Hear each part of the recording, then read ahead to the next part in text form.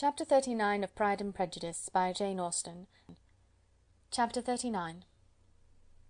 It was the second week in May in which the three young ladies set out together from Gracechurch Street for the town of in Hertfordshire, and as they drew near the appointed inn where Mr. Bennet's carriage was to meet them, they quickly perceived, in token of the coachman's punctuality, both Kitty and Lydia looking out of a dining-room upstairs. These two girls had been above an hour in the place, happily employed in visiting an opposite milliner, watching the sentinel on guard, and dressing a salad and cucumber. After welcoming their sisters, they triumphantly displayed a table set out with such cold meat as an inn larder usually affords, exclaiming, "Is not this nice? Is not this an agreeable surprise?" "And we mean to treat you all," added Lydia, "but you must lend us the money, for we have just spent ours at the shop out there." Then, showing her purchases, "Look here, I have bought this bonnet. I do not think it is very pretty, but I thought I might as well buy it as not. I shall pull it to pieces as soon as I get home, and see if I can make it up any better." And when her sisters abused it as ugly, she added, with perfect unconcern, "Oh, but there were 2 or 3 much uglier in the shop, and when I have bought some prettier coloured satin to trim it with fresh, I think it will be very tolerable. Besides, it will not much signify what one wears this summer, after the Shire have left Meryton, and they are going in a fortnight." "Are they indeed?" cried Elizabeth, with the greatest satisfaction. "They are going to be encamped near Brighton, and I do so want papa to take us all there for the summer.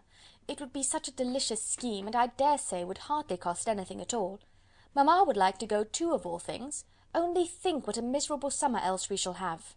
"Yes," thought Elizabeth, "that would be a delightful scheme indeed, and completely do for us at once. Good heaven! Brighton and a whole campful of soldiers to us, who have been overset already by one poor regiment of militia and the monthly balls of Meryton." "Now I have got some news for you," said Lydia, as they sat down at table. "What do you think? It is excellent news, capital news, and about a certain person we all like."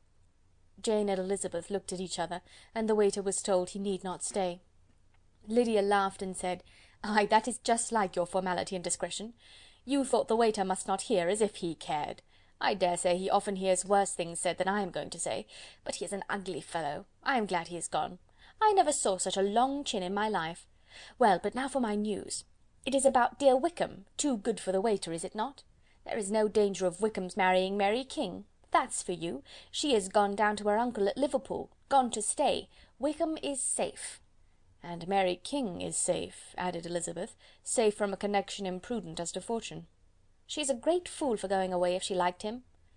"But I hope there is no strong attachment on either side," said Jane. "I'm sure there is not on his. I will answer for it, he never cared 3 straws about her. Who could about such a nasty little freckled thing?" Elizabeth was shocked to think that, however incapable of such coarseness of expression herself, the coarseness of the sentiment was little other than her own breast had harboured and fancied liberal. As soon as all had ate and the elder ones paid, the carriage was ordered, and after some contrivance, the whole party, with all their boxes, work-bags and parcels, and the unwelcome addition of Kitty's and Lydia's purchases, were seated in it. "How nicely we are all crammed in!" cried Lydia. "I am glad I bought my bonnet, if it is only for the fun of having another bandbox. Well, now let us be quite comfortable and snug, and talk and laugh all the way home. And in the first place, let us hear what has happened to you all since you went away. Have you seen any pleasant men? Have you had any flirting? I was in great hopes that one of you would have got a husband before you came back. Jane will be quite an old maid soon, I declare. She is almost 23. Lord, how ashamed I should be of not being married before 23. My Aunt Phillips wants you so to get husbands, you can't think. She says Lizzie had better have taken Mr. Collins, but I do not think there would have been any fun in it.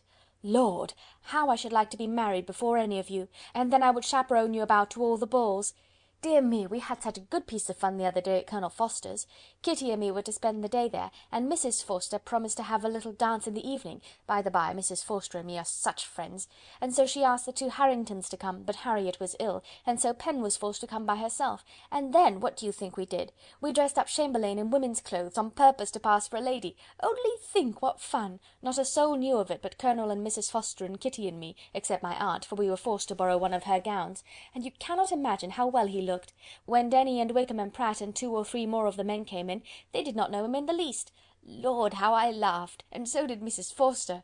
I thought I should have died, and that made the men suspect something, and they soon found out what was the matter. With such kinds of histories of their parties and good jokes did Lydia, assisted by Kitty's hints and additions, endeavour to amuse her companions all the way to Longbourn. Elizabeth listened as little as she could, but there was no escaping the frequent mention of Wickham's name. Their reception at home was most kind. Mrs. Bennet rejoiced to see Jane in undiminished beauty, and more than once during dinner did Mr. Bennet say voluntarily to Elizabeth, "I am glad you are come back, Lizzy." Their party in the dining-room was large, for almost all the Lucases came to meet Maria and hear the news, and various were the subjects that occupied them. Lady Lucas was inquiring of Maria after the welfare and poultry of her eldest daughter. Mrs. Bennet was doubly engaged, on one hand collecting an account of the present fashions from Jane, who sat some way below her, and on the other retailing them to all the younger Lucases, and Lydia, in a voice rather louder than any other person's, was enumerating the various pleasures of the morning to anybody who would hear her. "Oh, Mary," said she, "I wish you had gone with us, for we had such fun! As we went along, Kitty and I drew up the blinds and pretended there was nobody in the coach, and I should have gone so all the way if Kitty had not been sick, and when we got to the George I do think we behaved very handsomely, for we treated the other three with the nicest cold luncheon in the world, and if you had gone we would have treated you too, and then when we came away it was such fun, I thought we should never have got into the coach, I was ready to die of laughter, and then we were so merry all the way home, we talked and laughed so loud that anybody might have heard us 10 miles off." To this Mary gravely replied, "Far be it from me, my dear sister, to depreciate such pleasures. They would doubtless be congenial with the generality of female minds, but I confess they would have no charms for me.